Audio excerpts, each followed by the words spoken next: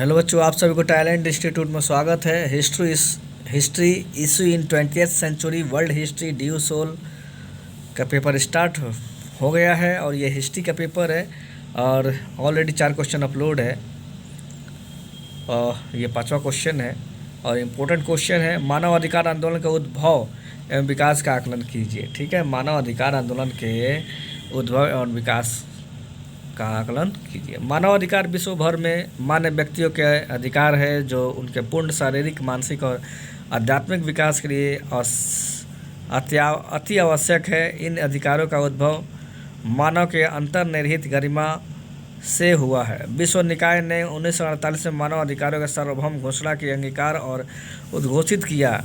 इस उद्घोषणा में के अनुसार प्रत्येक व्यक्ति और समाज का प्रत्येक अंग इन अधिकारों और स्वतंत्रता के प्रति सम्मान जागृत करेगा और अधिकारों की विश्वव्यापी एवं प्रभावी मान्यता और उसके पालन को सुनिश्चित करने का प्रयास करेगा।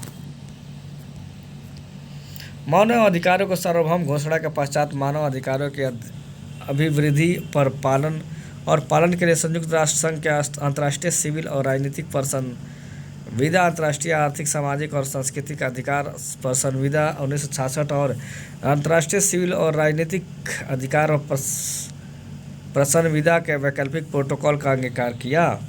मानव अधिकारों का अतिक्रमण के लिए अंतर्राष्ट्रीय स्तर पर उपचार के लिए के भी प्रावधान है। मानव अधिकार आयोग मानव अधिकार के मानकों को लागू करने में महत्वपूर्ण भूमिका अदा कर रहा है, अतः शांति बनाए रखने, अंतर्राष्ट्रीय स्थिरता को बढ़ाने, आर्थिक व सामाजिक विकास में सहायता करने के लिए इन अधिकारों को का महत्वपूर्ण बनाने और दृढ़तापूर्वक कार्य करना आवश्यक है। मानव अधिकार आंदोलन का तात्पर्य मानवीय अधिकार के मुद्दों से संबंधित सक्रियतावाद में लगे गैर सरकारी आंदोलन से, सामाजिक आंदोलन से है। वैश्विक मानवाधिकार आंदोलन की नींव में इसका प्रतिरोध शामिल है। साम्राज्यवाद, गुलामी, जातिवाद, अलगाववाद, पितृसत्ता और स्थानीय लोगों का उत्पीड़न। मानवाधिकार आंदोलन का एक प्रमुख सिद्धांत सार्वभौमिकता के लिए अपील है। यह विचारधारा किसी मनुष्य का एकजुटता से मूलभूत परिस्थितियों के एक समान संकलन के लिए संघर्ष करना चाहिए जिसका पालन सभी के द्वारा किया जाना हो। मानवाधिकार सक्रियतावाद 20वीं सदी से पहले की है, जिसमें गुलामी विरोधी आंदोलन भी शामिल है। ऐतिहासिक आंदोलन आमतौर पर भी सीमित मुद्दों से संबंधित है और वे वैश्विक की तुलना में अधिक स्थानीय थे। एक स्रोत में 1899 हेग कन्वेंशन को इस विचार के शुरुआती बिंदु के तौर पर मानता है कि मनुष्य का अधिकार उन राज्यों से स्वतंत्र है जो उन पर शासन करते हैं। International federation for human rights मूलतः अंतर्राष्ट्रीय श्रम संगठन 1920 के दशक में अंतर्राष्ट्रीय श्रम आंदोलन द्वारा फ्रांस में स्थापित हुआ। ठीक है ना, की गतिविधियों को आधुनिक आंदोलन के अग्रदूत के रूप में देखा जा सकता है। इस संगठन को संयुक्त राज्य अमेरिका और यूरोपीय शक्तियों द्वारा तत्काल स्वागत किया गया था, शायद श्रमिकों के बीच वैश्विक एकजुटता के लिए बोल्शेविक के आह्वान के रोकथाम के माध्यम के रूप में। एक अन्य प्रमुख वैश्विक मानवाधिकार आंदोलन उपनिवेशवाद के प्रतिरोध के कारण विकसित हुआ। 1904 में स्थापित कांगो रिफॉर्म एसोसिएशन को एक मूलभूत आधुनिक मानवाधिकार आंदोलन के रूप में भी वर्णित किया गया है। इस समूह ने कांगो में रबर उत्पाद की मांग के दौरान बेल्जियम के लोगों द्वारा किए गए आतंक का दस्तावेजीकरण करने की तस्वीर को इस्तेमाल किया।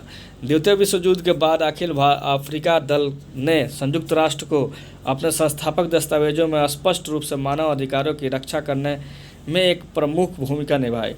डू बोइस ने दुनिया भर के उपनिवेशों की तुलना संयुक्त राज्य अमेरिका में यहूदी बस्ती से की और सभी लोगों के मानवाधिकारों की पुष्टि करने वाले विश्व दस्तावेज का आह्वान किया। मानवाधिकारों का अवधारणा वास्तव में संयुक्त राष्ट्र मानवाधिकार पर संयुक्त राष्ट्र आयोग और मानवाधिकारों के सार्वभौमिक घोषणा जैसे संस्थानों के साथ बनाई गई थी। लैटिन अमेरिका देश द्वारा सक्रिय कूटनीति ने इन विचारों को बढ़ावा देने और संबंधित समझौतों को मसौदा तैयार करने की प्रक्रिया में महत्वपूर्ण भूमिका निभाई थी। इस दबाव के परिणाम स्वरूप संयुक्त राष्ट्र चार्टर बनाने के लिए 1945 के सैन फ्रांसिस्को सम्मेलनवादी मानवाधिकार भाषा का अपनाया गया था। प्रलय के बारे में खुलासे उसके बाद नूर्नबर्ग परीक्षण का भी आंदोलन पर एक बड़ा प्रभाव पड़ा।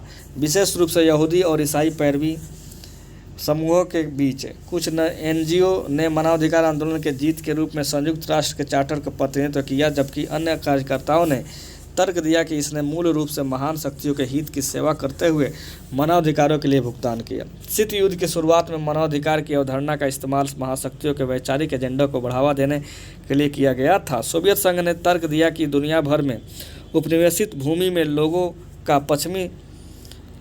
का पश्चिमी शक्तियों द्वारा शोषण किया गया था। तीसरी दुनिया में सोवियत प्रचार का एक बड़ा प्रतिशत नस्लवाद और मानवाधिकारों के उल्लंघन के आरोप में पर केंद्रित था। संयुक्त राज्य अमेरिका ने अपने स्वयं के प्रचार के साथ मुकाबला किया, अपने स्वयं के समाज को स्वतंत्र और सोवियत संघ को मुक्त बताया।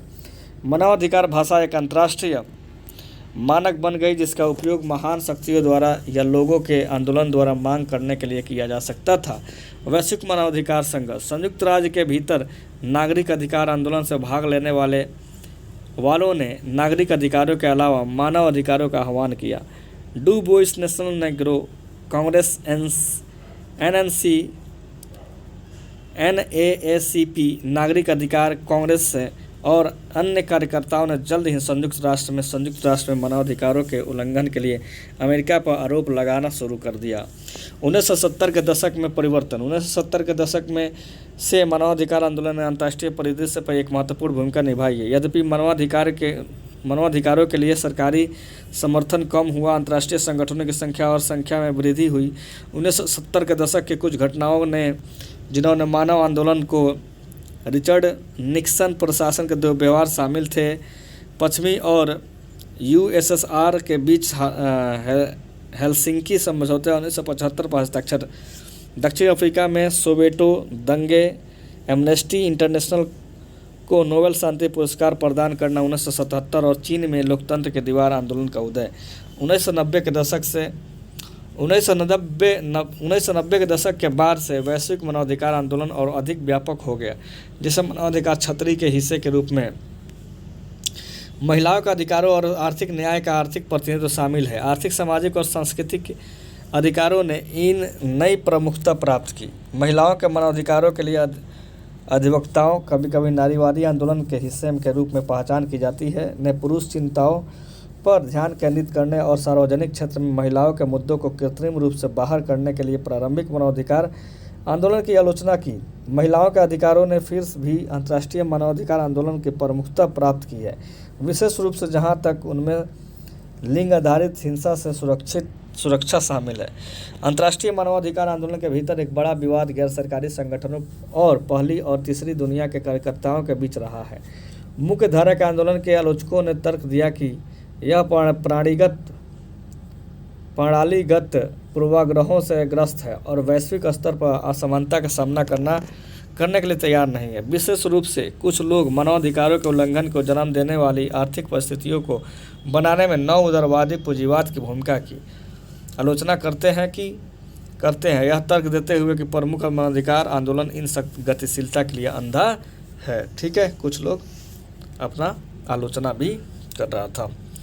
तो बच्चों, यहाँ तक अब समाप्त होता है।